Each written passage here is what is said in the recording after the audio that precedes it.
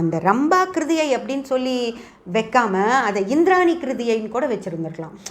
அது கூட ஒரு நியாயமாக இருக்கும். இந்திரன் வீட்டுக்கே வரமாட்டேங்கிறாருங்க, எப்போவுமே இந்திரலோகத்திலேயே இருந்துக்கிறாரு, சகல வசதிகளும் அங்கேயே இருக்கிறனால அவர் அங்கேயே இருக்காரு, வீட்டுக்கு வர சொல்லி ஒரு இது வைங்கன்னு பார்வதி தேவியை கும்பிட்டு இருந்தா கூட அதுக்கு அந்த அம்மா ஹஸ்பண்ட் வீட்டுக்கு வர்றதுக்கு ஒரு பூஜை வைக்க சொன்னாங்கன்னு சொல்கிறது கூட ஒரு நியாயமாக இருக்கும். ஆனால் அடுத்தவங்க கணவரோட பழகிற பெண்கள் அவங்க அந்த விஷயத்தை செய்யறது தப்பு அப்படின்னு தான் பார்வதி சொல்வாங்களோ தவிர திரும்பவும் அதே ஆள்கிட்ட போய் அந்த பதவியை பிடிக்கணும் அப்படிங்கிற விஷயத்த கண்டிப்பாக தெய்வம் சொல்லவே சொல்லாது ஃப்ரெண்ட்ஸ். இதெல்லாம் நீங்கள் தான் யோசிக்கணும். அப்படி ரம்பாவை என்ன சொல்லியிருப்பாங்கன்னு சொல்லியிருந்தா அது கூட நியாயம். நீ அந்த விட்டுட்டு உன் சுயக்காலில் நில்லுமா அப்படின்னு பார்வதி சொல்லியிருந்தாங்க அப்படின்னு சொல்லியிருந்தா கூட அது நியாயமான விஷயம்.